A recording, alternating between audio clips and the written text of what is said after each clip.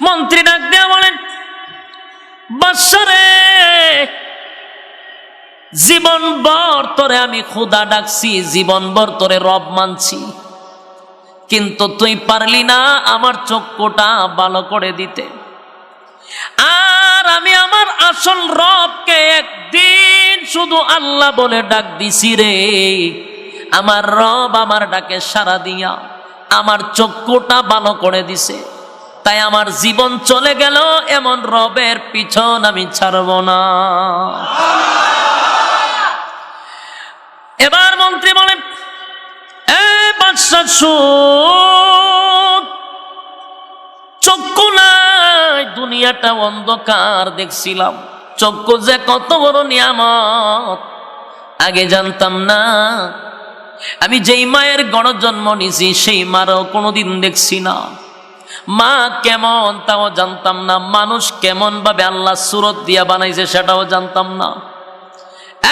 বাদশা, নিজের বিবিটারেও কোনোদিন দেখতে পারি নাই, নিজের সন্তানগুলি কেমন হইছে তাও জানতাম না, পৃথিবীটা কেমন সুন্দর করে বানাইছে তাও জানতাম না। আমার রব একদিন ডাকার পরে এত মায়া, এত মহব্বত বান্দার জন্য, আগে যদি জানতাম রে, আগেই তো আমার রবের কালেমা পড়ে ঈমান আনতাম।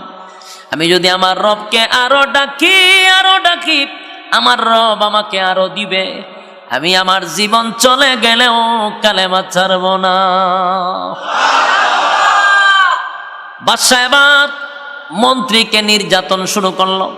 এই মন্ত্রী বল, তোরে সেই রবের পরিচয় কে দিল, একবার বল। রিমান্ডের এমন ভাবে নির্যাতন শুরু করছে, নির্যাতনের এক পর্যায়ে মন্ত্রী যুবকের নামটা বলে দিতে বাধ্য। এবার বাদশা জালেম, বাদশা জালেম, বাদশা যুবকরে নিয়ে আসছে। যুবকরে আনার পরে বলেন, যুবকরে, আমি তোমারে রাষ্ট্রীয় খরচে তোমারে জাদুবিদ্যা শিখাইছি, তুমি তো গোটা দেশের মধ্যে আলোড়ন সৃষ্টি করছো জাদুবিদ্যা দিয়ে, মানুষের রোগ ভালো করে দাও, মানুষের চক্ষু ভালো করে দাও, কুষ্ঠ রোগ ভালো করে দাও, তাহলে বোঝা গেল জাদুবিদ্যা তুমি ভালোই শিখছ। যুবক ডাক দেয়া কয়, এ বাদশা, ভুল ধারণা, জাদুবিদ্যার মাধ্যমে আমার কোনো কেরামত প্রকাশ পায় নাই, আমি যে উসিলায় মানুষের রোগ ভালো হয় এটা আমার ক্ষমতা না, ভালো যিনি করেন তিনি হলেন আমার রব আল্লাহ। একটা জবান বন্ধ রাখবেন, আল্লাহু আকবার। আরো জোরে বলেন আল্লাহু আকবার। ঈমানের আওয়াজে বলেন আল্লাহু আকবার। আমার মালিকের কত মায়া, একদিন আল্লাহরে ডাকার কারণে চক্ষু খুলে দিয়েছে। যুবক বলেন, বাদশা রে, আমি কিন্তু জাদুবিদ্যা দিয়া কাউকে ভালো করি নাই, আমার রব আমার কথা শুনে, রবকে বলি রব ভালো করে দেয়। এবার বাদশার চান্দি গরম। এ যুবক, দেশের প্রত্যেকটা মানুষ আমারে রব বলে ডাকে, তুই একমাত্র যুবক যে আমার মন্ত্রীরে পর্যন্ত তোর রবের পক্ষে নিয়ে গেছস, আমারে রব হিসাবে মান, না হয় তার পরিণাম মৃত্যুদণ্ড। এবার যুবকরে এমন ভাবে মারতে লাগলো, নির্যাতনের উপরে নির্যাতন, বলতে লাগলো, বল কে তোরে কালেমা শিখাইছে। যুবক নির্যাতন সহ্য করতে না পেরে ওই পাদ্রির কথাটা বলে দিয়েছে, পাদ্রিরে গ্রেপ্তার করছে। পাদ্রির আইনা পাদ্রিরে বলে, বল পাদ্রি তোর রবকে। পাদ্রিও বলে, রব হলেন আল্লাহ, যিনি আসমান জমিনের মালিক, যিনি তোরে বানাইছে। তুমি কোনোদিন খোদা হতে পারো না, কারণ তুমি একটা মাখলুক, তোমারে আল্লাহ লালন পালন করে তোমার নিয়ামত দিয়া ডুবায় রাখছে। আজকে যে চেয়ারে বসছো এটা আল্লাহর নিয়ামত, নিয়ামত পাইয়া তুমি বাদশাহী পাইয়া, ক্ষমতা পাইয়া ক্ষমতার অপব্যবহার করতেছ, এর জবাব আল্লাহর কাছে দিতে হবে। বাদশার মেজাজটা গরম, পাদ্রিরে মারতে লাগলো। সর্বপ্রথম মন্ত্রীরে বলে, মন্ত্রীরে একবার শুধু বল তোর রবকে। মন্ত্রীও বলে, রব হলেন আল্লাহ। মন্ত্রীর মৃত্যুদণ্ড রায় হয়ে গেল। মাথার উপরে করাত রাখছে, করাত বুঝেননি? মন্ত্রীর মাথার উপরে করাতটা ধরাইয়া দিল। মন্ত্রী আবার করাতটা মাথার উপরে, মন্ত্রী বলেন লা ইলাহা ইল্লাল্লাহ। এই সেদিন মন্ত্রী ঈসা আলাইহিস সালাতু ওয়াস সালামের উপরে ঈমান আনছিল। কার উপরে? ঈসা রূহুল্লাহ। মন্ত্রীর মাথার উপরে করাত, আবার তোর রব কে বলে আল্লাহ। সাথে সাথে করাত দিয়া মাথা দুই ভাগ করছে। কালেমা ছাড়ছে। এবার ফাদ্রিরে ধরছে, কালেমা ছেড়ে দেবো, ছাড়বো না। ফাদ্রিরও দুই ভাগ করছে। এখন যুবকরে ধরছে, কয়ে দুইজনে তোর সামনে হত্যা করছি, তুই আসত বাকি, তোরে আমার দরকার আছে, তোরে এখনো সুযোগ দিছি, কালেমাটা সেইরা দে, তোরে মারতে চাই না। যুবক কয় দুইজনে তো মারছ আমার লাগবে, তুই কেমনে ভাবলে যে আমি কালেমা ছেড়ে দিব? এর থেকে কোনো কঠিন শাস্তি থাকলে আমারে দে। সুবহান, ইমান কারে হয় চিন্তা করছেন নি? এর থেকে যদি কঠিন শাস্তি থাকে আমারে দে।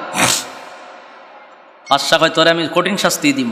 হাত পাও বাঁধছে, বাইন্দা স্পেশাল সেনাবাহিনী দিয়া পাথরের পাহাড়ের উঁচু টিলায় লয়ে গেছে। ওইখান থেকে উড়াই ছেড়ে দিবি, সবাই দেখে তার মরণটা। যুবকরে পাহাড়ের উঁচু টিলায় নিছে। যুবকে আল্লাহর কাছে মাঝখান দিয়া দোয়া করে দিছে, আল্লাহ আমার হেফাজত করো, আর এরারে তুমি সাইজ করো। বাদশার একটা খেলা দেখা মনে, সুবহানাল্লাহ, দোয়া কবুল। সেনাবাহিনী যা গেছে ইডি একটা একটা টাচ খাইতে খাইতে খাইতে খাইতে সবটি পাথরের পাহাড়ের নিচে পড়ে সব মারা গেছে। যুবক বাদশার সামনে গিয়ে এইভাবে খার রয়েছে। বাদশা কই তোরে না ফাটাইছিলাম পাথরের পাহাড়ের উপরে, ইগান আইলে কেমনে? বাহিনী কো বাহিনী একবার বর্ত হয়ে গেছে গা। কিভাবে? আল্লাহ সাইজ করছে। বাদশার পায়জামা গরম, কইটা কয় কি? ও গিয়া দীক্ষা, বিশ্বাস না হইলে। বাদশা কয় সর্বনাশ সর্বনাশ, তারা আরো স্পেশাল বাহিনী পাঠা। এমন সাগরের মাঝখানে নিয়ে আটটো বাইন্দা পানির মধ্যে ছেড়ে দিয়ে তোরা পড়বি, আরো স্পেশাল বাহিনী পাঠাইছে। যুবক দোয়া করে, আল্লাহ এরা সাইজ করে আমারে বাঁচাও। সাগরের মাঝখানে সব বাহিনী শেষ, যুবক বাদশার সামনে হার রয়েছে। বাদশায় কই তুই কি মানুষ না জিন? আমি মানুষ, তুই মরস না কেটে। বাদশারে এবার যুবকে কয় আমার মারাটা কি তোমার খুব শখ? বলে হ, তুই মরে গেলে আমার চিন্তা শেষ। এটাই যদি তোমার আফসুস হয়, তাহলে আমার শর্তে যদি মারো তাহলে মরব। ভাই তুই যেমনে কস এমনি মারতে রাজি, তবে তোর মরণ লাগবো। তুই মরলে আমার শান্তি নাই, আমার ঘুম নাই। তাহলে কি করতে হইব? দেশের যত নাগরিক আছে, দেশের যত মানুষ আছে, সবাই একটা জায়গায় জড়ো করবা। আপনারা যে ভয় পড়ছেন, সব ঘরের মধ্যে কোনো মানুষ থাকতে পারবে না, সবাই এক জায়গায় আনবেন। আনার পরে আমার একটা উঁচু জায়গায় বাইদা রাখবেন। সবার সামনে আমারে একটা মন্ত্র বলবেন, এই মন্ত্র বইলা যখন তীর মারবেন আমি মারা যাব। বাদশা কয় সর্বনাশ, নিজের ইচ্ছা কইছে মরবো, আর অসুবিধা নাই।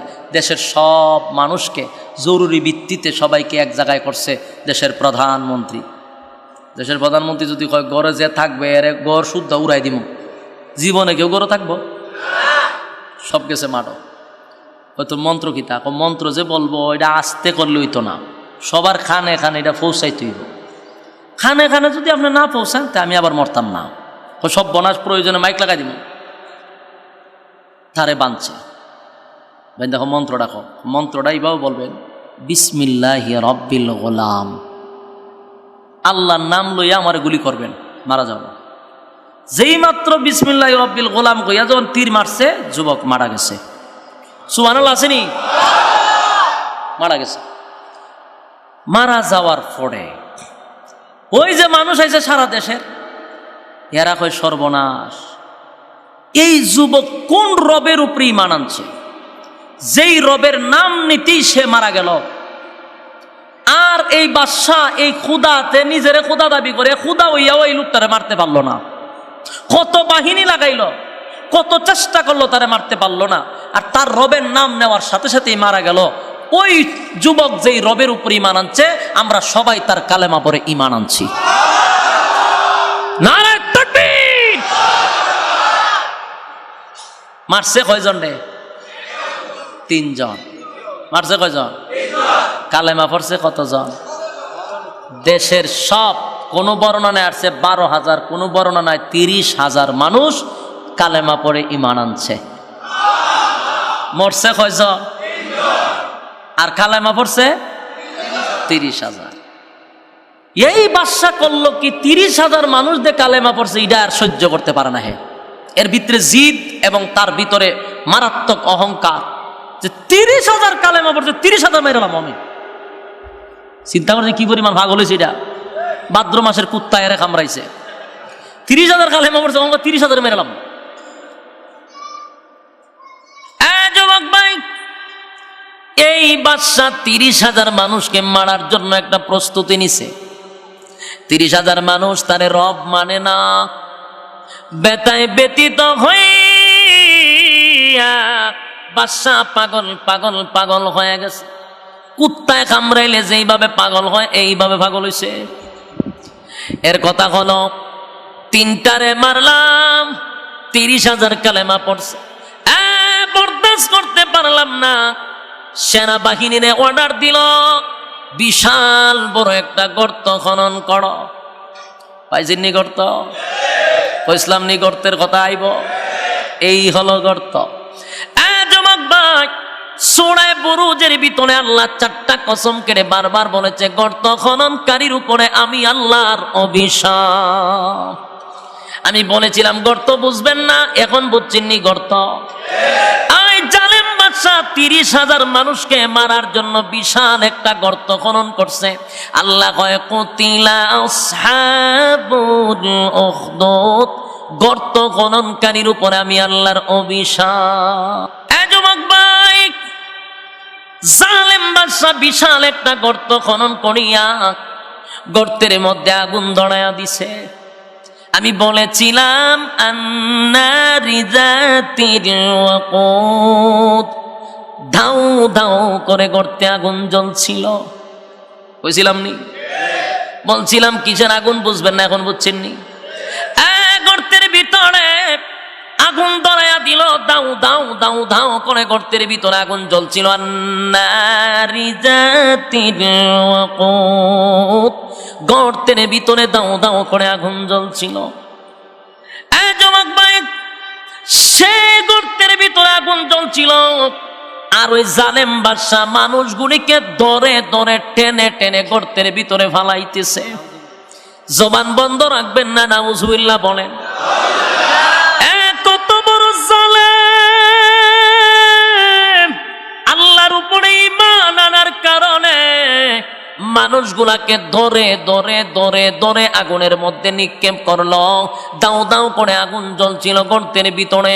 সেই আগুনকৃত গর্তের মধ্যে ইমানদার মুসলমানদেরকে সেই বেঈমানের বাচ্চা জালেম সবাইকে ওই গর্তের ভিতরে ঢুকায়া দিল। মানুষগুলি জিন্দা আগুনে জ্বলে গেল, কিন্তু আল্লাহর কসম একজন মানুষও কালেমা ছাড়ে নাই। নগদ ঈমান আনার পরে নগদই ঈমানের এত পরীক্ষা। সুবহান। আগুনের মধ্যে জীবন দিয়া দিল, ঈমান ছাড়লো না, ঈমান ছাড়লো না। 30,000 মানুষ আগুনে পড়িয়া জীবনটা দিয়া দিল। 30,000 মানুষ আগুনে পড়িয়া জীবন দিয়া দিল। কিন্তু একটা মহিলা দুধের একটা বাচ্চা লইয়া গর্তের মধ্যে দাঁড়ায়া ছিল। যুবক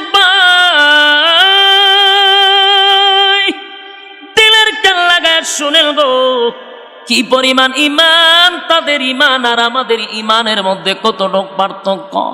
নগদ ঈমান আনার পরেও নগদ ঈমানের পরীক্ষা দিয়া তারা উত্তীর্ণ হয়ে গেছে। যুবক ভাই, দিলের কান লাগাইয়া শুনেন, ওই মহিলা তার নিষ্পাপ একটা ছোট বাচ্চার সাথে লইয়া এখন চোখের পানি গুলো ছেড়ে দিয়া কান্না শুরু করে দিয়েছে। হে মালিক,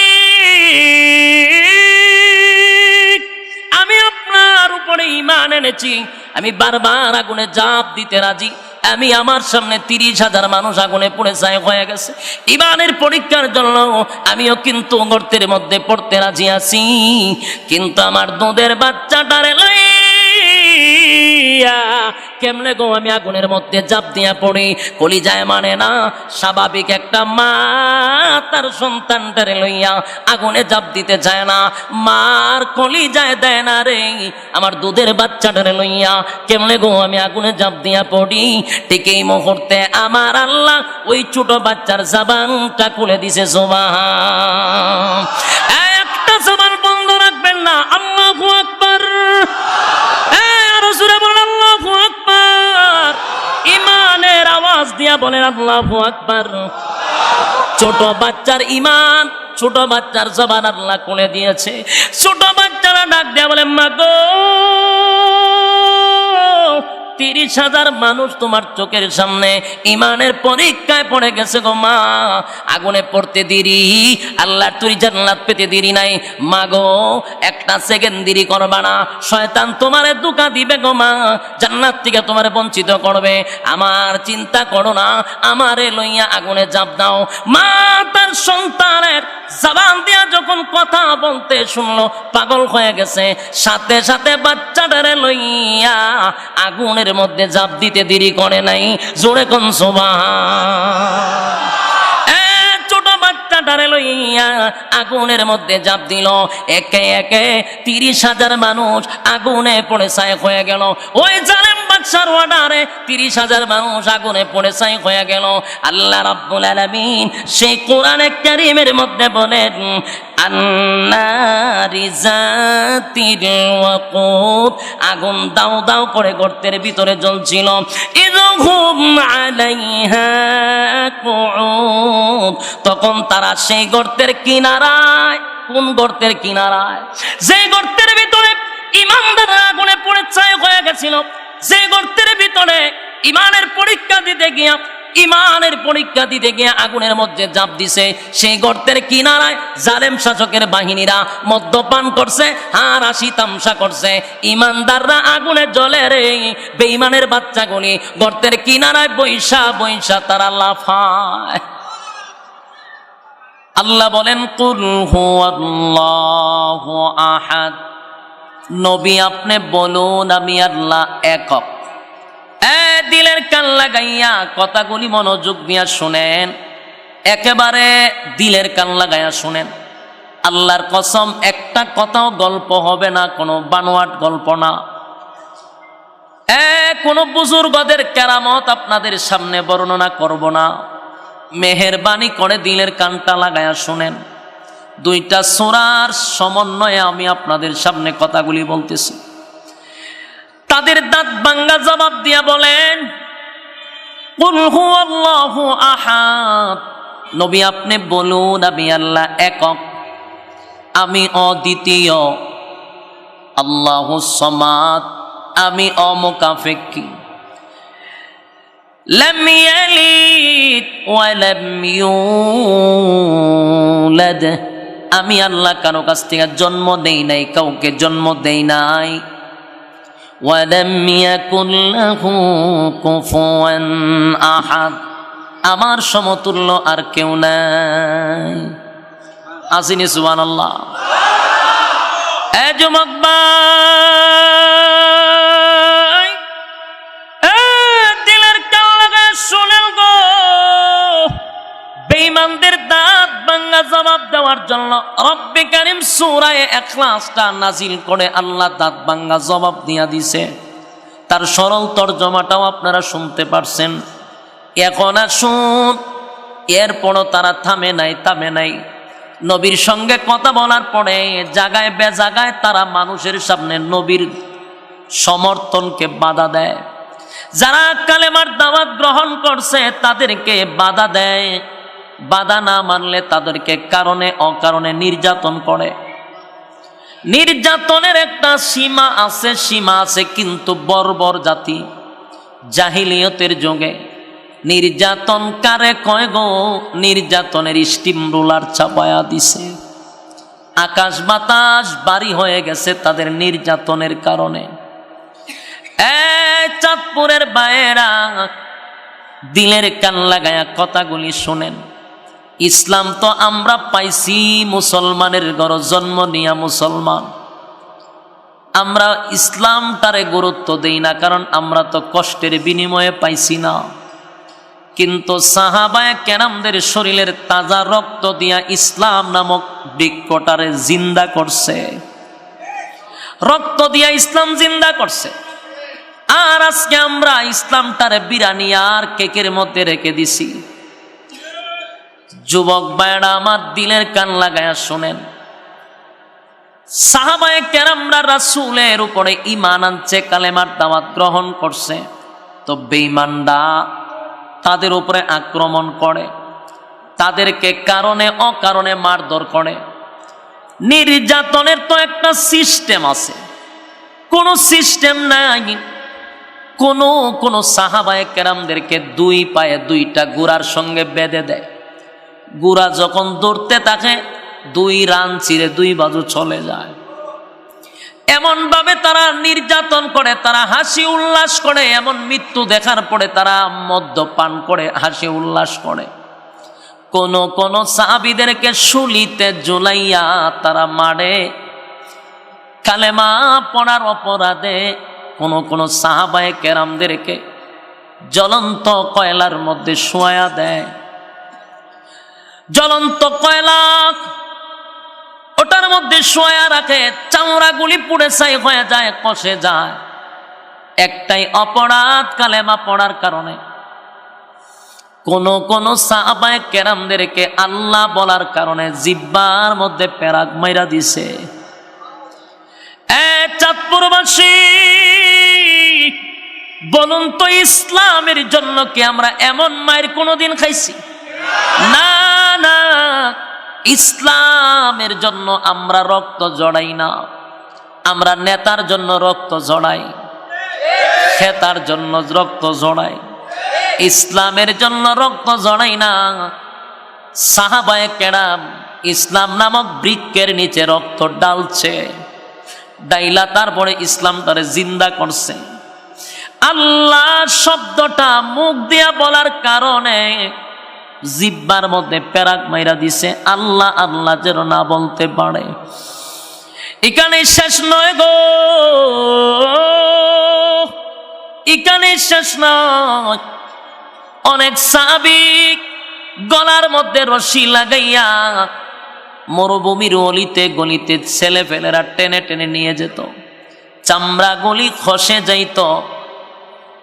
কোন সাহাবায়ে কেরামদেরকে যেমন বেলাল রে প্রচন্ড গরম বালুর মধ্যে শুয়াইয়া পাথরটা বুকে রেখে দিত। আরবে যারা গেছেন জানেন আরবের বালু কি পরিমাণ গরম।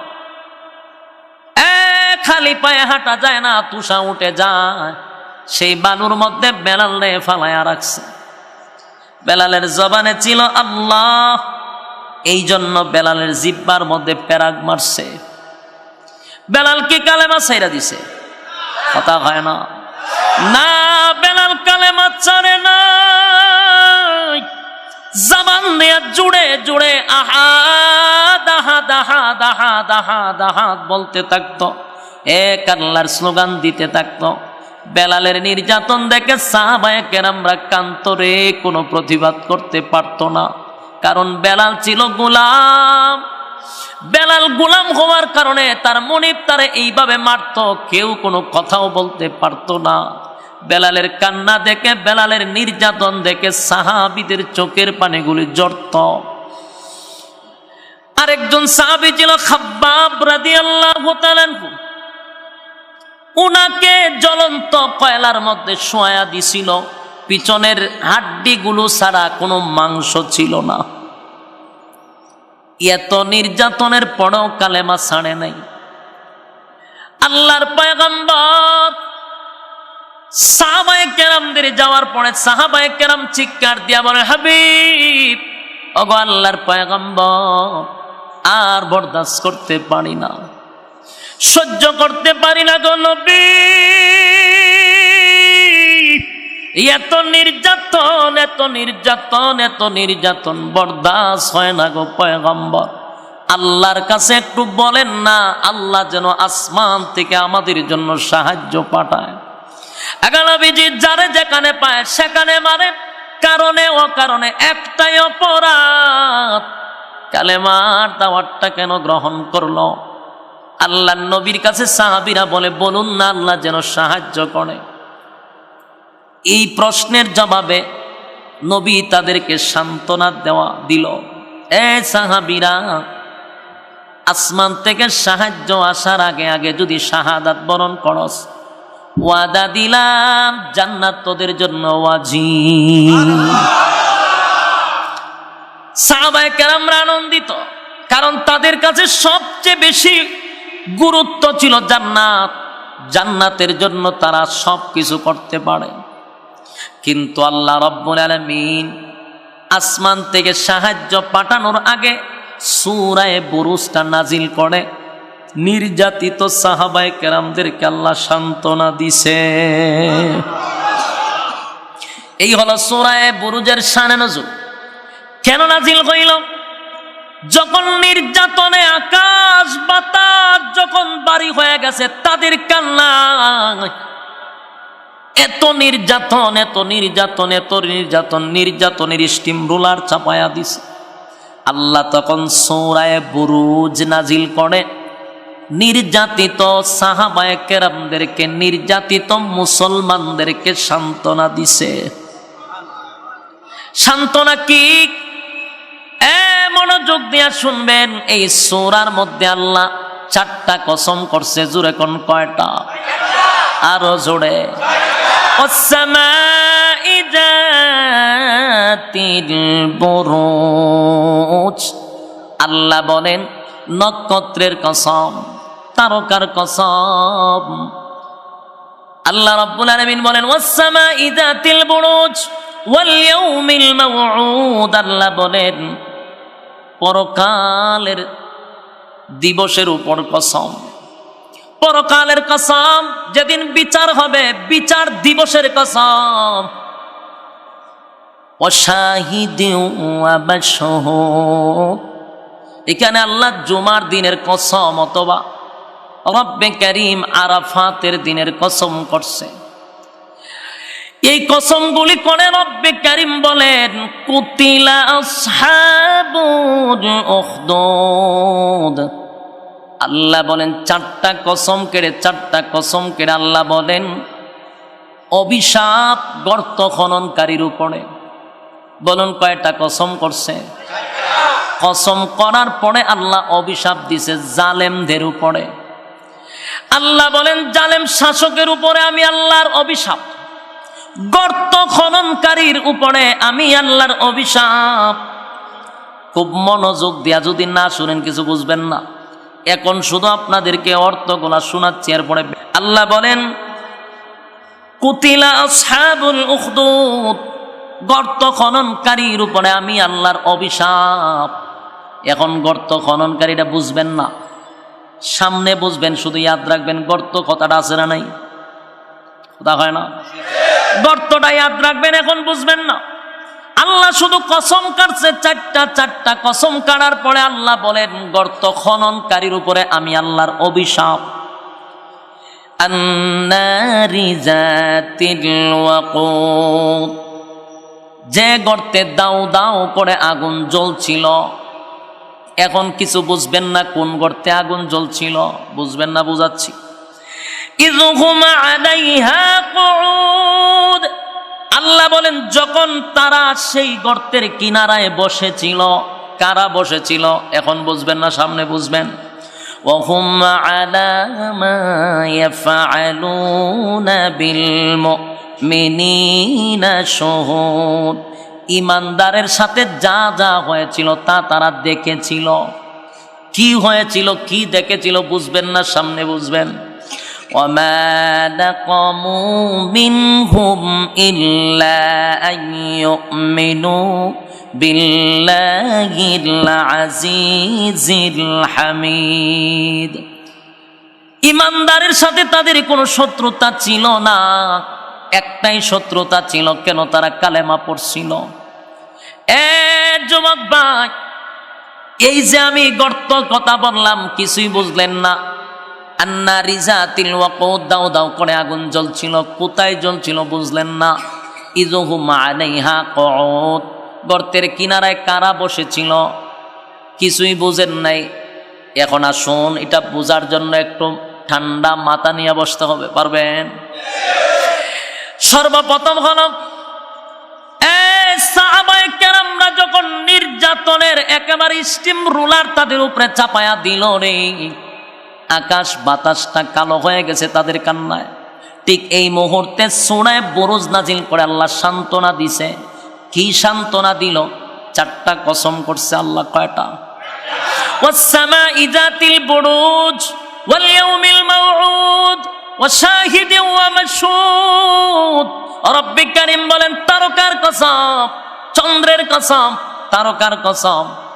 আল্লাহ বলেন কিয়ামত দিবসের কসম, এবং যেদিন দেখবে সেদিনের কসম, মানে আরাফাতের কসম অথবা জুমার দিনের কসম। কসম কানার পরে আল্লাহ বলেন কুতিলা আসহাবুল উখদুদ, গর্ত খননকারীর উপরে আমি আল্লাহর অভিশাপ। এতটুক পর্যন্ত থামেন এবং শোনাটা আমি আপনাদেরকে এরপরে ভাইঙ্গা বুঝাইতেছি।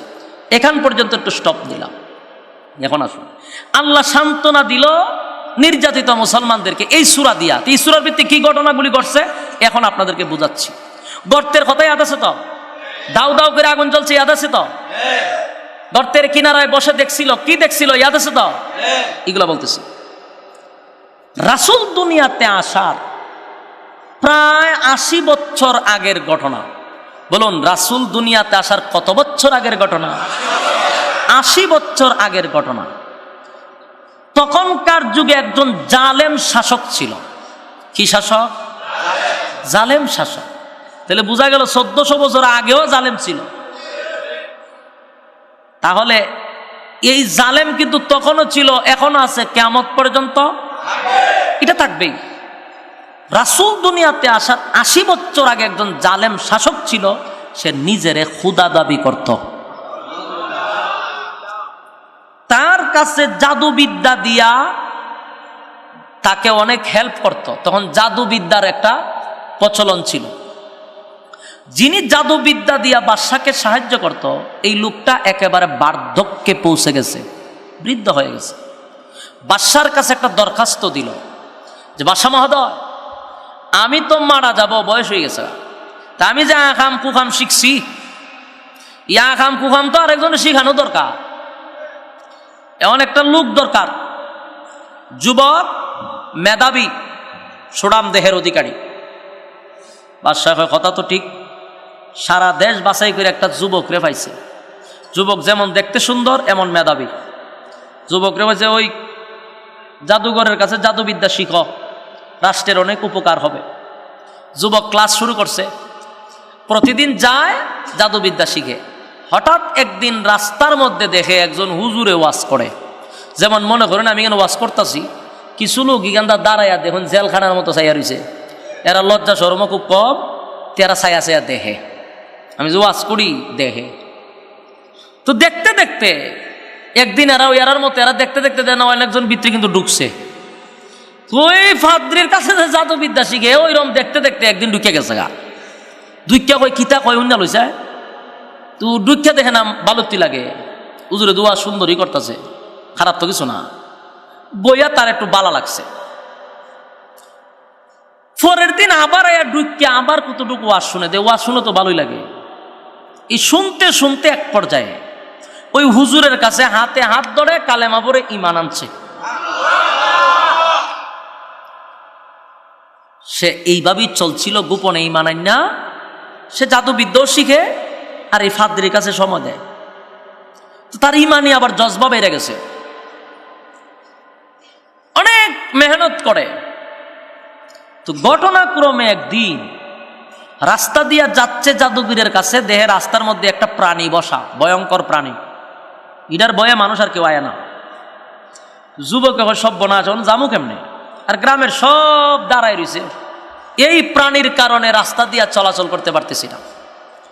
যুবক এবার চিন্তা করলো, যদি ফাদ্রি সঠিক হয়, তার খুদা তো একজন সে দাবি করে, তার খুদা যে সঠিক হয়, আমি তো কালেমা পড়ছি, যার উপরে ঈমান আনছি সে যদি সঠিক হয়, তাহলে ডিল মারলাম, এটা যেন মইরা জাগা।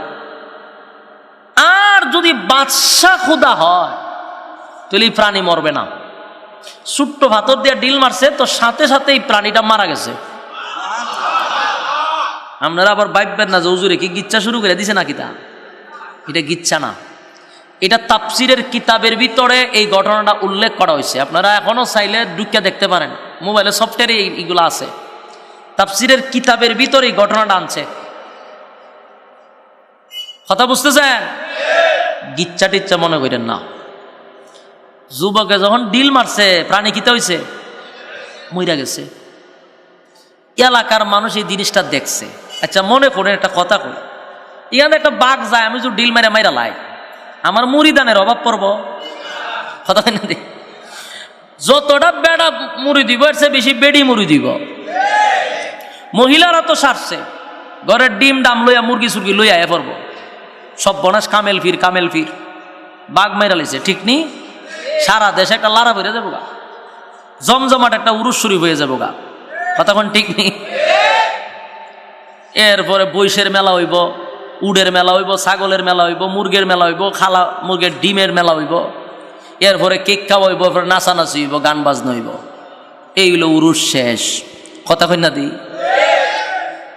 এই যুবক যে এই প্রাণী মারছে, এলাকার মানুষ সর্বনাশ, যুবকের ভিতরে কিছু একটা আছে। কথা কই না দি? আছে একটা, কিছু একটা আছে। আমরা দেশে জানা জড়ায় যদি ফু দেয় আর যদি কোনো রোগ ভালো জায়গা সব বানা, জড়ার ভিতরে কিছু আছে। যদি বলে এদিন ল্যাংটা, ল্যাংটা হইলো ভিতরে আছে। কিতা আছে দেখাই লাইছে দি? কথা কই না? যা আছেন তো দেখাই লাইছে, আর কিতা আছে কস না। এর ঘরে কই বলে আছে। তো এই যুবকেরই কেরামতি দিকে মানুষকে সব বনাস ভিতরে কিছু আছে। মানুষ তার কাছে যাওয়া শুরু করছে, মানুষের স্রোত শুরু হয়েছে। আল্লাহ যুবক রে এত কবুল করা করছে, যুবক অসুস্থ রোগীকে ফু দিলে ভালো হয়ে যায়। কুষ্ঠ রোগ হাত দিয়ে দোয়া কইরা ফু দিলে ভালো হয়ে যায়। যার ফুক দেওয়ার সাথে সাথে ভালো। সুনাম আরো ছড়াইছে, চতুর্দিকে তার সুনাম। ঘটনাক্রমে এই নিউজ পাইছে মন্ত্রী, বাদশার আন্ডারে যে মন্ত্রী, মন্ত্রী আবার আসিল জন্ম অন্ধ, এটা খানা মন্ত্রী। এই খানা মন্ত্রী খবর পাইল যে করে এমন এক যুবক বাইরিছে, তোর চোখও ভালো হইতে পারে। মন্ত্রী কয় সর্বনাশ, জীবনে যাতা দেখছি না, যদি দেখতে লাইতে তো সারছে। একটা বাস্কর ভিতরে স্বর্ণ লইছে, টাকা পয়সা লইয়া গেছে যুবকের কাছে, গিয়া বাস্ক খুলছে। হয় দেখছুন এটার ভিতরে কি? তো দেখছি তো। সব স্বর্ণ অরিজিনাল, একেবারে 22 ক্যারেটের স্বর্ণ, টাকা পয়সা সব আছে, সব তোমার। কেন? বিনিময়ে চক্ষু ভালো করে দাও। তুমি বলো সবার চোখ বালা করে দাও, ফুটো দিলে ভালো জায়গা, টাকা পয়সা যা আছে সব তোমার, চোখ বালা করে দাও। যুবক কয় চোখ ভালো করার মালিক তো আমি না, আমি চোখ আদতেই ভালো করতে পারি না। কথা আমি যে শুনলাম, তুমি যে শুনছ আমি ভালো করি না, ভালো করেন যিনি, উনি হলেন আমার রব আল্লাহ।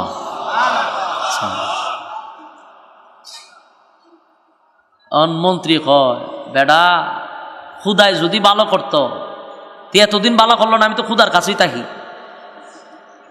এ জানে বাদশা হইল খুদা, এই দেশের সব নাগরিক কে জানে খুদা? বাদশা হইল খুদা। বাদশা জালেম, সবাইকে বলছে আমি তোমাদের রব। তো মন্ত্রী কয় খুদায় যদি ভালো করতো, খুদার কাছে আমি থাকি, এই খুদায় চোখটুক ভালো করতে পারে না, ইতা কইস না, তুই ভালো করে দে। যুবক বলে তুমি যাকে খুদা বলতেছো সে তো খুদা না।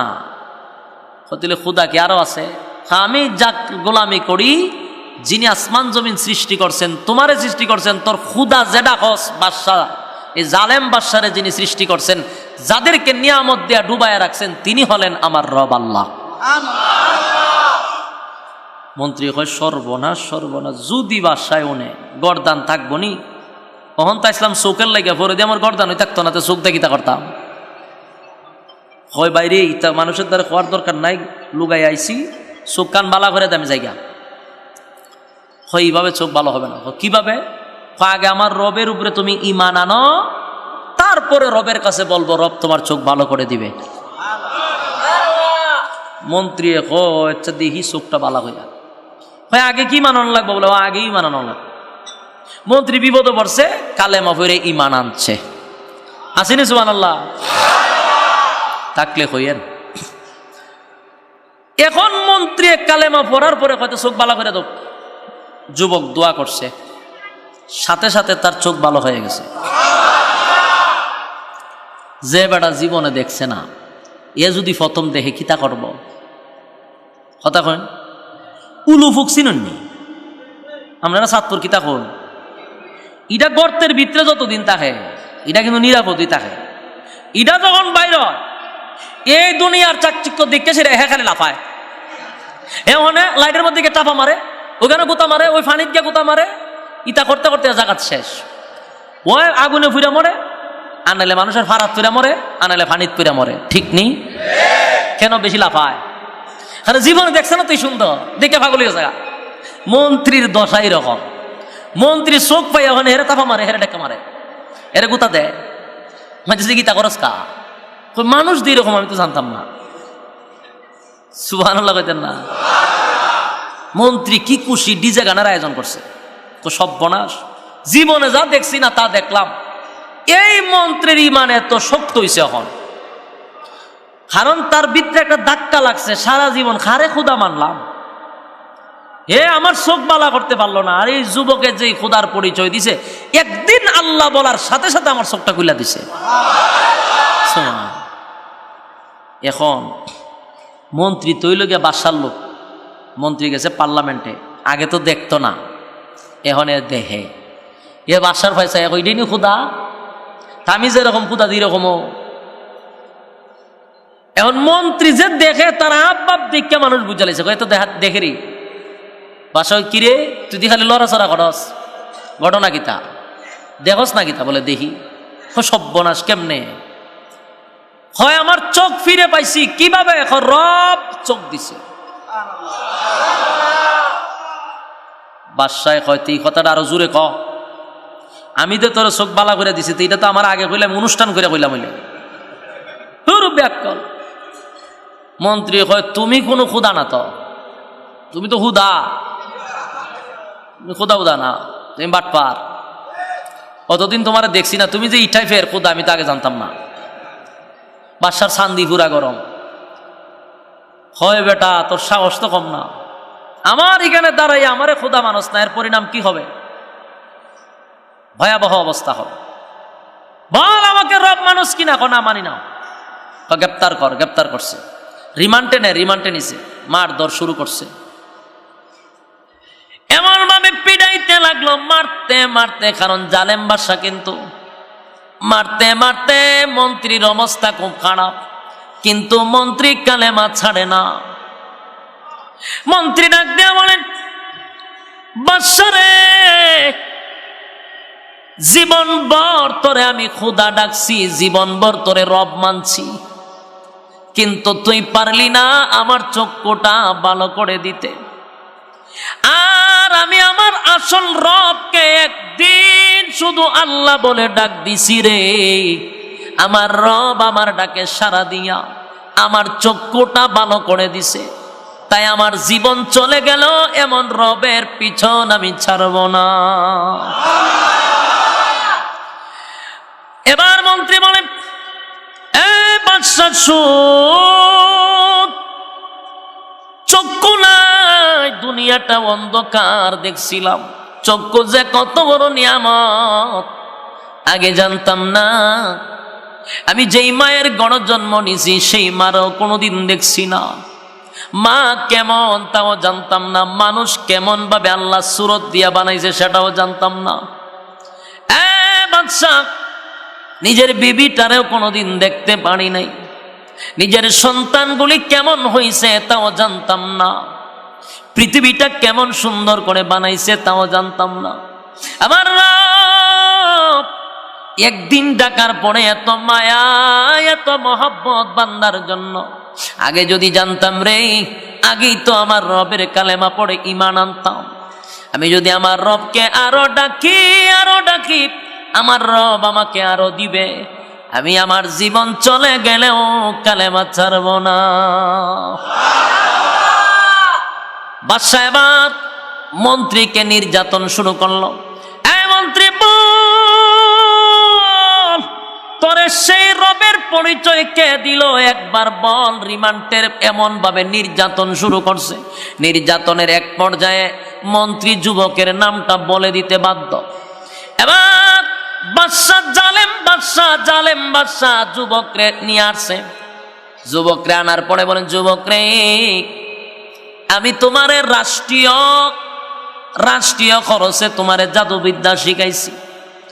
তুমি তো গোটা দেশের মধ্যে আলোড়ন সৃষ্টি করছো জাদুবিদ্যা দিয়ে। মানুষের রোগ ভালো করে দাও, মানুষের চক্ষু ভালো করে দাও, কুষ্ঠ রোগ ভালো করে দাও। তাহলে বোঝা গেল জাদুবিদ্যা তুমি ভালোই শিখছ। যুবক ডাক দেয়া কয়, এ বাদশাহ, ভুল ধারণা, জাদুবিদ্যার মাধ্যমে আমার কোনো কেরামত প্রকাশ পায় নাই। আমি যে উসিলায় মানুষের রোগ ভালো হয় এটা আমার ক্ষমতা না, ভালো যিনি করেন তিনি হলেন আমার রব আল্লাহ। একটা জবান বন্ধ রাখবেন, আল্লাহু আকবার। আরো জোরে বলেন আল্লাহু আকবার। ইমানের আওয়াজে বলেন আল্লাহু আকবার। আমার মালিকের কত মায়া। একদিন আল্লাহরে ডাকার কারণে চক্ষু খুলে দিয়েছে। যুবক বলেন, বাদশা রে, আমি কিন্তু জাদুবিদ্যা দিয়া কাউকে ভালো করি নাই। আমার রব আমার কথা শুনে, রবকে বলি রব ভালো করে দেয়। এবার বাদশার চান্দি গরম। এই যুবক, দেশের প্রত্যেকটা মানুষ আমারে রব বলে ডাকে, তুই একমাত্র যুবক যে আমার মন্ত্রীরে পর্যন্ত তোর রবের পক্ষে নিয়ে গেছস। আমারে রব হিসাবে মান, না হয় তার পরিণাম মৃত্যুদণ্ড। এবার যুবকরে এমন ভাবে মারতে লাগলো, নির্যাতনের উপরে নির্যাতন, বলতে লাগলো, বল কে তোরে কালেমা শিখাইছে। যুবক নির্যাতন সহ্য করতে না পেরে ওই পাদ্রির কথাটা বলে দিয়েছে। পাদ্রিরে গ্রেপ্তার করছে। পাদ্রির আইনা পাদ্রিরে বলে, বল পাদ্রি তোর রবকে। পাদ্রিও বলে, রব হলেন আল্লাহ, যিনি আসমান জমিনের মালিক, যিনি তোরে বানাইছে।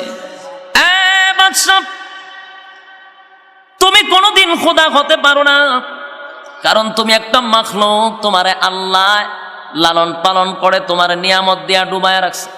আজকে যে চেয়ারে বসছো এটা আল্লাহর নিয়ামত।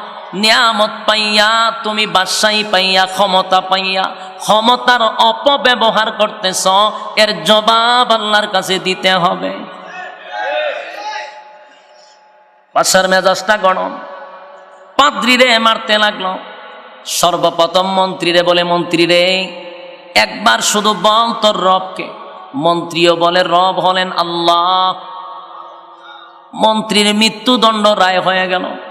মাথার উপরে করাত রাখছে। করাত বুঝেননি? মাথার উপরে করাতটা রেখে বলতেছে, দুইটা বাঘ করে ফেলবো, কালেমা ছাইরা দে। কত ইমান, কত সত্য। আমরা ইমান টিকবে না ভাই। আমরা যে এখন এত লাফালাফি করি, আমার মনে হয় না যে আমরা ইমান টিকবে। মাথার উপরে যদি খরাত থাকে ইমান টিকবো নি? আমি আমার নিজের গ্যারান্টি দিতে পারতাম না। দোয়া করেন আল্লাহ যেন এমন পরীক্ষা না ফালায়, কারণ আমরা ছাত্র ভালো না তো পরীক্ষা টিকতাম না। কথা এখন ঠিক নেই। সাবধান, আল্লাহরে কোন যে আল্লাহ বিনা পরীক্ষা জান্নাত দাও। পরীক্ষা দিলে শেষ। কারণ আমরা 5 টাকার কাছে চা দিয়ে, আমরা 5 টাকাতে একটা চা দিলে আমরা ইমান জাগা। বাস্তব না বাস্তব? 5 টাকার একটা চার কাছে আমরা ইমান বিক্রি হয়। এই জাতির আবার করাত লাগবো না ইমান রাখতে। 500 নোট দিলে ইমান শেষ, বেচ্চা লাগবে ইমান। মন্ত্রীর মাথার উপরে করাতটা ধরাইয়া দিল। মন্ত্রী আবার করাতটা মাথার উপরে, মন্ত্রী বলেন, লা ইলাহা ইল্লাল্লাহ। এই সেদিন মন্ত্রী ঈসা আলাইহিস সালাতু ওয়াস সালামের উপরে ঈমান আনছিল। কার উপরে? ঈসা রূহুল্লাহ। মন্ত্রীর মাথার উপরে করাত। আবার কত রবকে বলে আল্লাহ। সাথে সাথে করাত দিয়া মাথা 2 ভাগ করছে। কালেমা ছাড়ছে। এবার ফাদ্রিরে ধরছে, কালেমা ছেড়ে দেবো, ছাড়বো না। ফাদ্রিরও 2 ভাগ করছে। এখন যুবকরে ধরছে, কয় রে 2 জনরে তোর সামনে হত্যা করছি, তুই আসত বাকি, তোরে আমার দরকার আছে, তোরে এখনো সুযোগ দিছি, কালেমাটা ছাইরা দে, তোরে মারতে চাই না। যুবক কয়, 2 জনরে তো মারছ, আমার লাগবে, তুই কেমনে ভাবলে যে আমি কালেমা ছেড়ে দিব? এর থেকে কোনো কঠিন শাস্তি থাকলে আমারে দে। সুবহান, ইমান কারে কয় চিন্তা করছেন নি? এর থেকে যদি কঠিন শাস্তি থাকে আমারে দে। বাদশা কয় তোরে আমি কঠিন শাস্তি দিব। হাত পাও বাঁধছে, বাইন্দা স্পেশাল সেনাবাহিনী দিয়া পাথরের পাহাড়ের উঁচু টিলায় লয়ে গেছে। ওইখান থেকে উড়াইয়া ছেড়ে দিবি, সবাই দেখে তার মরণটা। যুবকরে পাহাড়ের উঁচু টিলায় নিছে। যুবকে আল্লাহর কাছে মাঝখান দিয়া দোয়া করে দিছে, আল্লাহ আমার হেফাজত করো, আর এরারে তুমি সাইজ করো। বাদশার একটা খেলা দেখা মনে, সুবহানাল্লাহ, দোয়া কবুল। সেনাবাহিনী যা গেছে রিডি একটা একটা টাচ খাইতে খাইতে খাইতে সবটি পাথরের পাহাড়ের নিচে পইরা সব মারা গেছে। যুবক বাদশার সামনে গিয়ে এইভাবে খার রয়েছে। বাদশা কই তোরে না পাঠাইছিলাম পাথরের পাহাড়ের উপরে, ইগান আইলে কেমনে? বাহিনী কো বাহিনী একবারে বর্ত হয়ে গেছে গা। কিভাবে? আল্লাহ সাইজ করছে। বাদশার ভাই জামা গরম, কইটা কয় কি? ও গিয়া দীক্ষা, বিশ্বাস না হইলে। বাদশা কই সর্বনাশ সর্বনাশ, তারা আরো স্পেশাল বাহিনী পাঠা। এমন সাগরের মাঝখানে নিয়ে হাত পা বাইন্দা পানির মধ্যে ছেড়ে দিয়ে তোরা আয়া পড়বি। আরো স্পেশাল বাহিনী পাঠাইছে। যুবক দোয়া করে, আল্লাহ এরা সাইজ করে আমারে বাঁচাও। সাগরের মাঝখানে সব বাহিনী শেষ। যুবক বাদশার সামনে হার রয়েছে। বাদশায় কই তুই কি মানুষ না জিন? আমি মানুষ। তুই মরস না কেটে? বাদশারে আবার যুবকে কয়, আমার মারাটা কি তোমার খুব শখ? বলে হ। তুই মরে গেলে আমার চিন্তা শেষ। এটাই যদি তোমার আফসুস হয়, তাহলে আমার শর্তে যদি মারো তাহলে মরব। ভাই তুই যেমনে কস এমনি মারতে রাজি, তবে তোর মরণ লাগবো। তুই মরলে আমার শান্তি নাই, আমার ঘুম নাই। তাহলে কি করতে হইব? দেশের যত নাগরিক আছে, দেশের যত মানুষ আছে, সবাই একটা জায়গায় জড়ো করবা। আপনারা যে ভয় পড়ছেন, সব ঘরের মধ্যে কোনো মানুষ থাকতে পারবে না, সবাই এক জায়গায় আনবেন। আনার পরে আমার একটা উঁচু জায়গায় বাইদা রাখবেন। সবার সামনে আমারে একটা মন্ত্র বলবেন। এই মন্ত্র বইলা যখন তীর মারবেন আমি মারা যাব। বাদশা কয় সর্বনাশ, নিজের ইচ্ছা কইছে মরবো, আর অসুবিধা নাই। দেশের সব মানুষকে জরুরি ভিত্তিতে সবাইকে এক জায়গায় করছে দেশের প্রধানমন্ত্রী। দেশের প্রধানমন্ত্রী যদি কয় গড়ে যে থাকবে, এর গড় শুদ্ধ উড়াই দিব। জীবনে কেউ গড়ে থাকবো? সব গেছে মারো। হয়তো মন্ত্র কি তা? মন্ত্র যে বলবো এটা আস্তে করলে হইতো না, সবার খানে খানে এটা পৌঁছাইতে হইব। খানে খানে যদি আপনি না পৌঁছান তা আমি আবার মরতাম না। সব বনাস প্রয়োজনে মাইক লাগাই দিব। তারে বাঁধছে।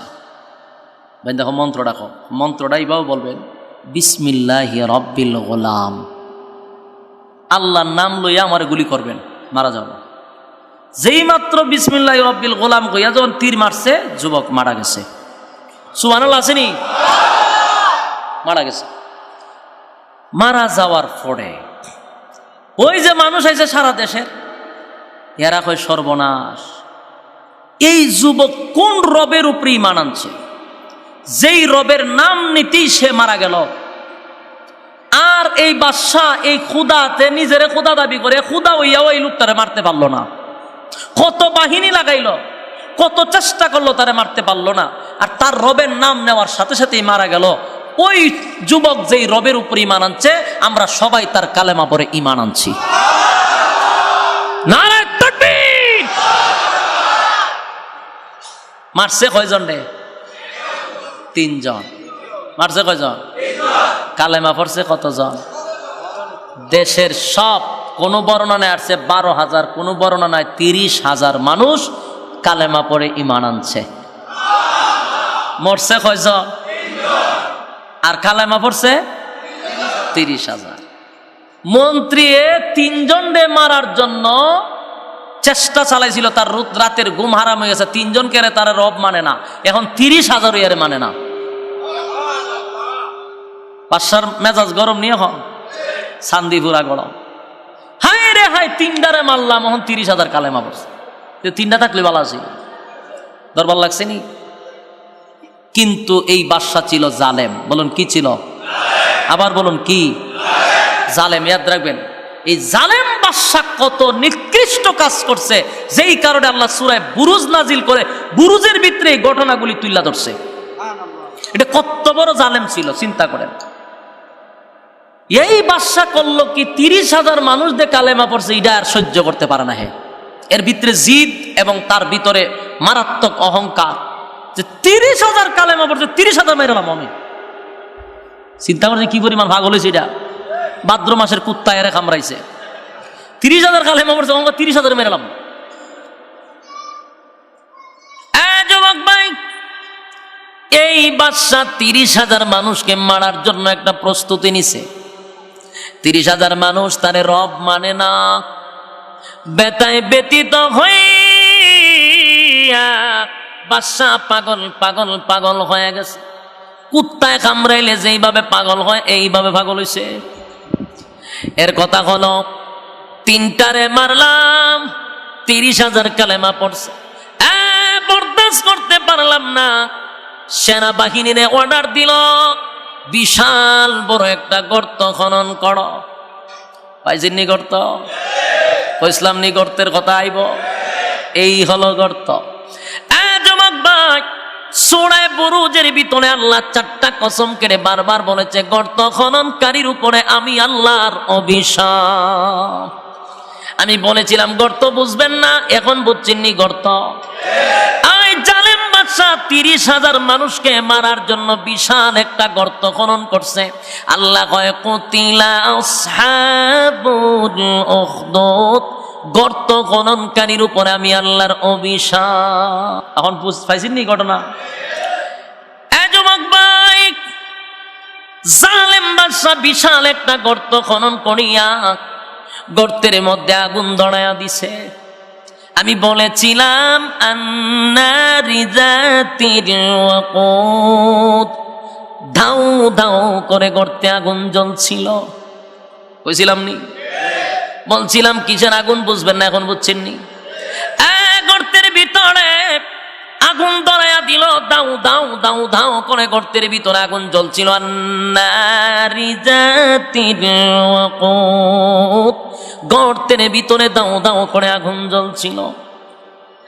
যুবক ভাই, সে গর্তের ভিতরে আগুন জ্বলছিল, আর ওই জালেম বাদশা মানুষগুলিকে ধরে ধরে টেনে টেনে গর্তের ভিতরে ফালাইতেছে। জবান বন্ধ রাখবেন না, নাউজুবিল্লাহ বলেন। কত বড় জালেম! আল্লাহর উপরে ঈমান আনার কারণে মানুষগুলাকে ধরে ধরে ধরে ধরে আগুনের মধ্যে নিক্ষেপ করলো। দাউ দাউ করে আগুন জ্বলছিল গর্তের ভিতরে। সেই আগুনকৃত গর্তের মধ্যে ঈমানদার মুসলমানদেরকে সেই বেঈমানের বাচ্চা জালেম সবাইকে ওই গর্তের ভিতরে ঢুকায়া দিল। মানুষগুলি জিন্দা আগুনে জ্বলে গেল, কিন্তু আল্লাহর কসম একজন মানুষও কালেমা ছাড়ে নাই। নগদ ঈমান আনার পরে নগদই ঈমানের এত পরীক্ষা। সুবহান। মুসলমানের গরু জন্ম লইয়া, মুসলমানের গরু মুসলমান হওয়ার পরেও আমাদের ঈমান এত শক্ত না। আমরা এখন ঈমান আনলে সকালে 5 টাকার কাছে ঈমান বিক্রি হয়। আর আজ থেকে 1500-1600 বছর আগের ঘটনা, নবী দুনিয়াতে আসার 80 বছর আগে নগদ ঈমান আনার পরে আল্লাহর পরীক্ষা তাদের উপরে শুরু হয়ে গেল। পরীক্ষায় তারা উত্তীর্ণ হয়েছে, আগুনের মধ্যে জীবন দেয়া দিল, ঈমান ছাড়লো না, ঈমান ছাড়লো না। 30,000 মানুষ আগুনে পড়িয়া জীবনটা দিয়া দিল। 30,000 মানুষ আগুনে পড়িয়া জীবন দিয়া দিল। কিন্তু একটা মহিলা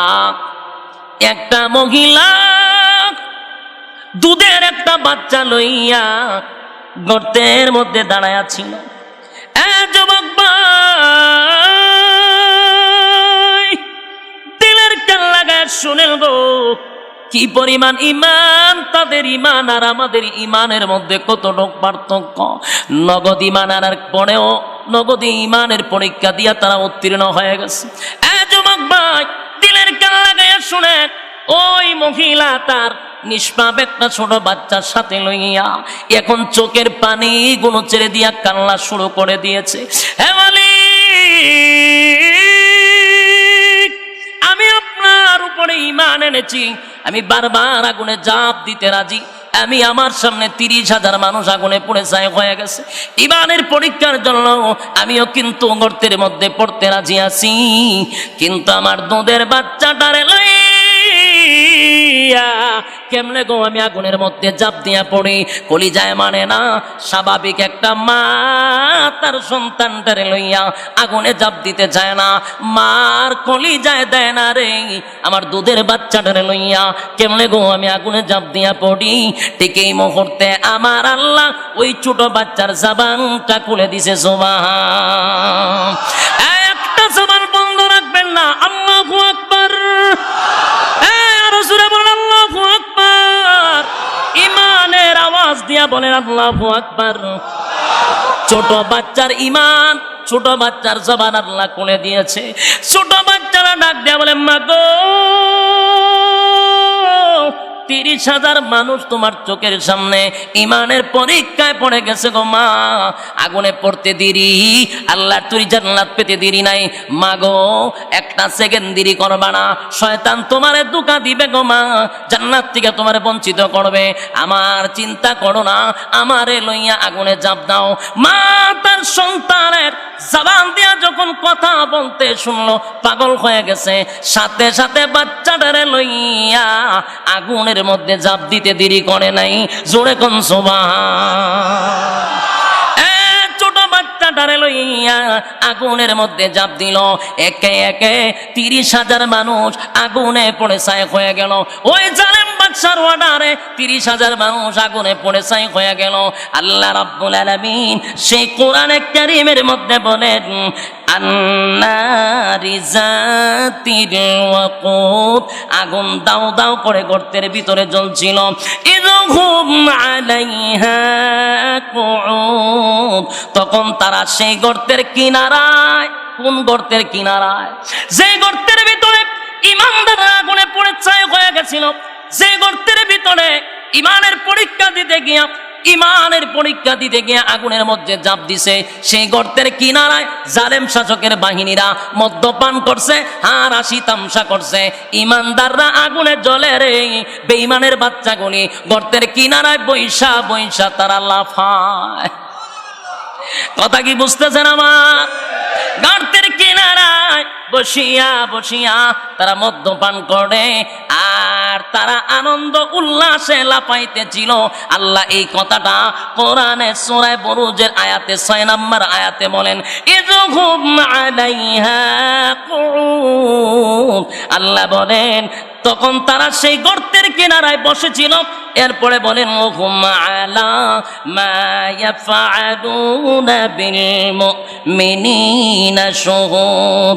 ওই বেঈমানগুলি আগুনের কিনারায় বসা ছিল, গর্তের কিনারায় বসা ছিল, ইমানদাররা আগুনে জ্বলছিল, সেই দৃশ্যটা তারা বসে বসে নিজের চোখে দেখছিল। কথা কি আমার বুঝতেছে? এই দৃশ্যটা বেঈমানের বাচ্চাগুলি বৈশা দেখছিল, আনন্দ ফুর্তি করছিল। আল্লাহ রাব্বুল আলামিন বলেন ওহুম আলা মা ইয়াফআলুনা বিল মুমিনিনা শুহুদ। ইমানদারের সাথে যা কিছু হয়েছিল বেঈমানরা কিন্তু তা দেখেছিল। এরপর আল্লাহ বলেন ওমা নাকামু মিনহুম ইল্লা আইয়ুমিনু বিল্লাহিল আজিজিল হামিদ। আমার যুবক ভাই, বলুন তো আপনাদের বিবেকের কাছে আমার প্রশ্নটা ছেড়ে দিলাম, বিবেকের কাছে প্রশ্নটা ছেড়ে দিলাম, বলুন তো দেখি 30,000 মানুষের কোনো অপরাধ ছিল? জোরে বলেন অপরাধ ছিল? 30,000 মানুষের কোনো অপরাধ ছিল না, নিষ্পাপ বাচ্চাটার কোনো অপরাধ ছিল না। ঠিক তেমনি ভাবে 30,000 মানুষের কোনো অপরাধ ছিল না। একটাই অপরাধ, কেন রে? তারা আল্লাহর উপরে ঈমান আনছে। কথা হয় না? একটাই অপরাধ, কেন আল্লাহর উপরে তারা ঈমান আনলো। এই জন্য আল্লাহ বলেন ওমা নাকামু মিনহুম ইল্লা আইয়ুমিনু বিল্লাহিল আজিজিল হামিদ। ঈমানদারদের কোনো দোষ ছিল না, ঈমানদারের কোনো শত্রু ছিল না, ঈমানদারের কোনো অপরাধ ছিল না। একটাই অপরাধ, কেন রে? তারা আল্লাহর উপরে ঈমান আনছে। ঠিক নেই?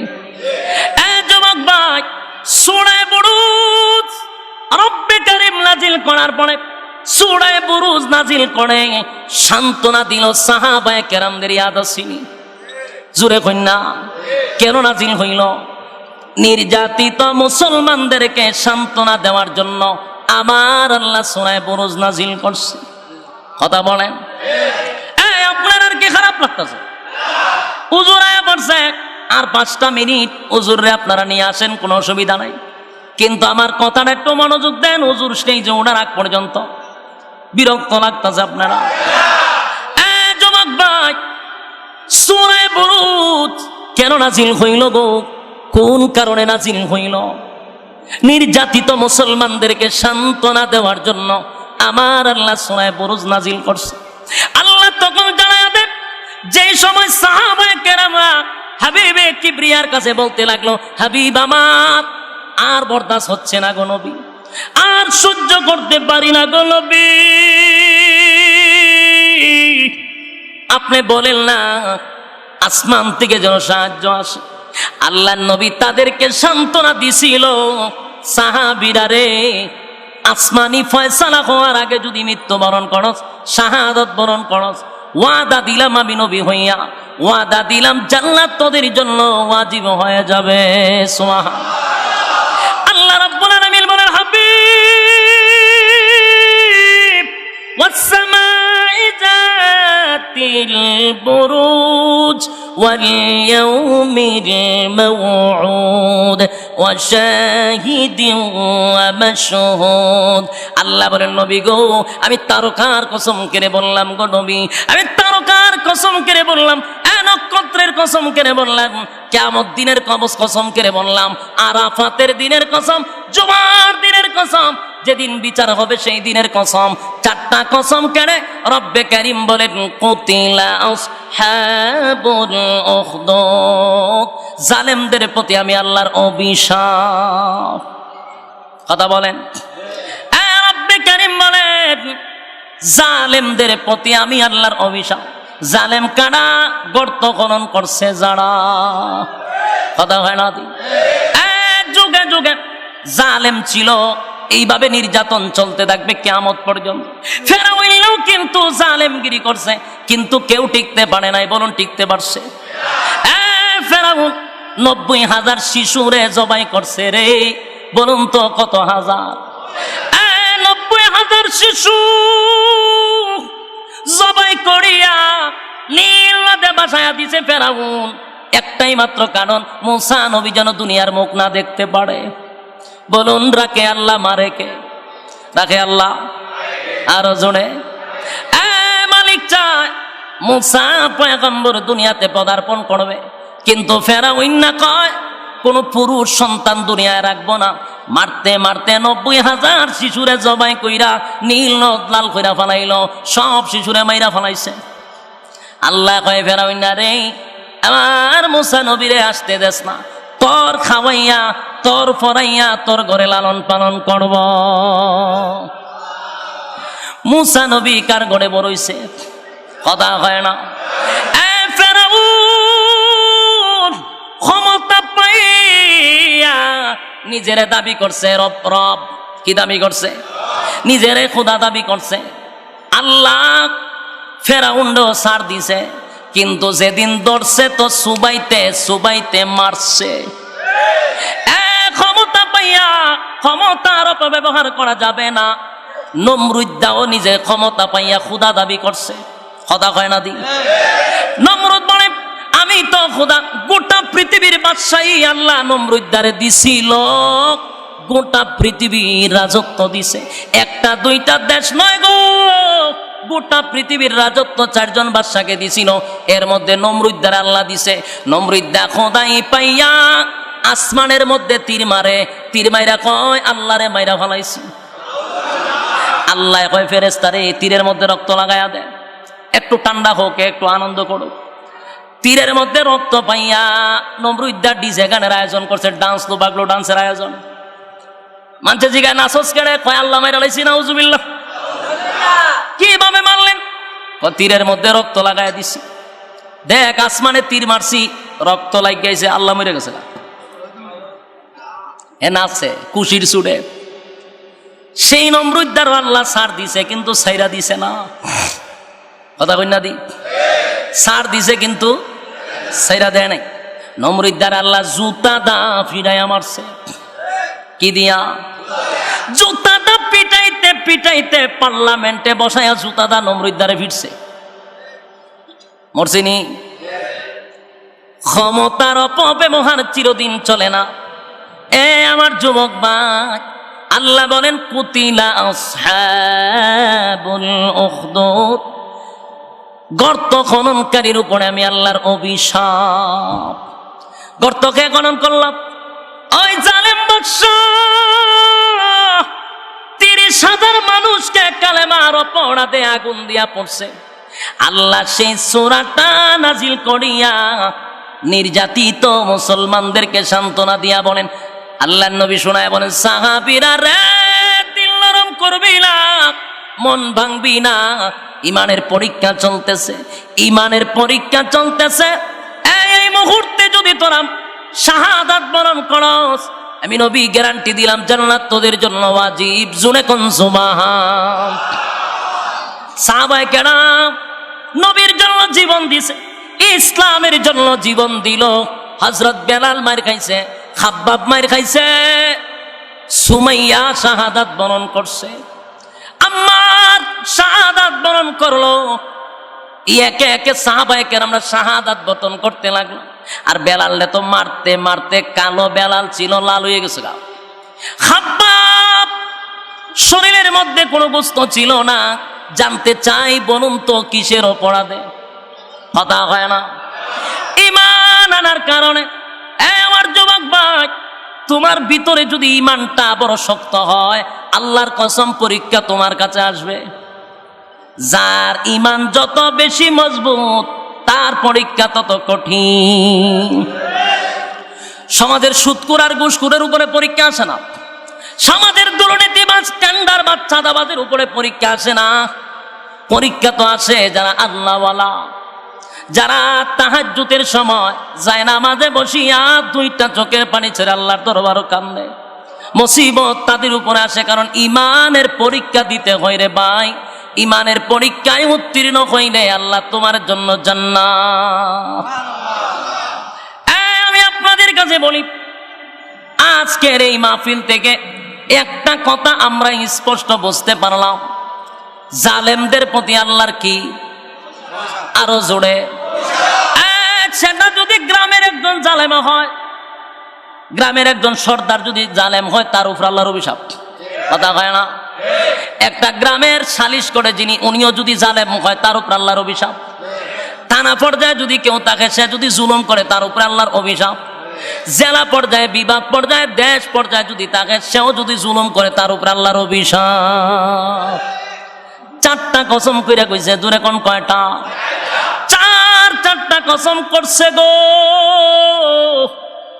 আবার মানে 4টা কসম করছে। 4 কসম কাইয়া কয়, নবী গো জানায়া দেন, জালেমদের প্রতি আমি আল্লাহর অভিশাপ। জালেমদের প্রতি আল্লাহর অভিশাপ। যুবক ভাইরা আমার, এই মাহফিল থেকে শেষ একটা কথা হলো, সূরা বুরুজ নাজিল হওয়ার কারণ ছিল যখন নির্যাতনের স্টিম রুলার চাপায়া দিল, আকাশ বাতাস যখন মুখরিত হয়ে গেল, কান্নায় বাড়ি হয়ে গেল, ঠিক আল্লাহর পক্ষ থেকে সূরা বুরুজটা নাজিল করে। আল্লাহ রাব্বুল আলামিন নির্যাতিত সাহাবায়ে কেরামদেরকে সান্ত্বনা দিয়া দেয়। সুবহানাল্লাহ। যুবক ভাই, আপনাদের প্রতি আমার একটা অনুরোধ, একটাই আবদার, ঈমানের পরীক্ষা আসবে, কিন্তু ধৈর্য ধারণ করতে হবে। জোরে হয় না? কিন্তু আমরা ঈমানের পরীক্ষা দিব দূরের কথা, গুনাহের প্রতিযোগিতায় আমরা এখন আছি। এক সমাজে, নমাজে, গ্রামে গঞ্জে, শহরে বন্দরে এখন শুধু গুনাহের প্রতিযোগিতা। কিসের প্রতিযোগিতা? গুনাহ দিয়ে বইরা ফেলাইছে। এই যে গজবের কদিন আগে খেলা গেছে, খেলা হইল কি আমার দেশে না বাহিরের দেশে? নাচে কোন দেশে? নাচতে তাক নাচা কই যাইব? নাচতে নাচতে জাহান্নামে যাবে। কথা ঠিক নেই? জনাবের নাচা নাচ, কোনো অসুবিধা নাই। আর এক দেশ খ্রিস্টানের খেলা, তুই নাচস কেনে? মুসলমানদের মাইরা লাই খেলার লাগিয়া, বাস্তব না বাস্তব? নাচতে থাকো, জুড়ে বলেন, নাচলে কই যাইবা? জাহান্নামে যাবে। গাও বাংলাদেশ গাও, তবে ইচ্ছে মতো ঘাও। গাও বাংলাদেশ গাও, তবে ইচ্ছে মতো ঘাও। মন চাহিলে নেচে গে জাহান্নামে যাও। ওর নাচা কই যাইবা? নাচতে থাক, কিন্তু ঠিকানা কোথায়? গাও বাংলাদেশ গাও, তবে ইচ্ছে মতো ঘাও। মন চাহিলে নেচে গে জাহান্নামে যাও। কথা কোন ঠিক নেই? মন চাহিলে নেচে গে জাহান্নামে যাও। আরে মন চাহিলে নেচে গে জাহান্নামে যাও। ঠিক নেই? যেমন ইচ্ছা তেমন করে মনের সুখে গান গাইবাম, মাঝে মধ্যে তিরিং বিরিং কমর দুলাই নাচিবা। কষ্ট হয় আপনারা? যেমন ইচ্ছা তেমন করে মনের সুখে গান গাইবাম, মাঝে মধ্যে তিরিং বিরিং কমর দুলাই নাচিবা। আরে ভালো লাগে বুঝি তাই এত নাচা নাচি। কথা হয় না? ভালো লাগে বুঝি তাই এত নাচা নাচি। এত কেন নাচা নাচি জাহান্নামে যাও। কবরস্থান গজল গায়ে লাভ নাই। দুরূদ শরীফ পড়েন, আল্লাহুম্মা সাল্লি আলা মুহাম্মাদ ওয়া আলা আলি মুহাম্মাদ কামা সাল্লাইতা আলা ইব্রাহিম ওয়া আলা আলি ইব্রাহিম ইন্নাকা হামিদুম মাজিদ। সম্মানিত সুধী, দীর্ঘক্ষণ সময় আপনাদের সামনে সূরা বুরুজের তাফসীরের হাইসিয়তে যত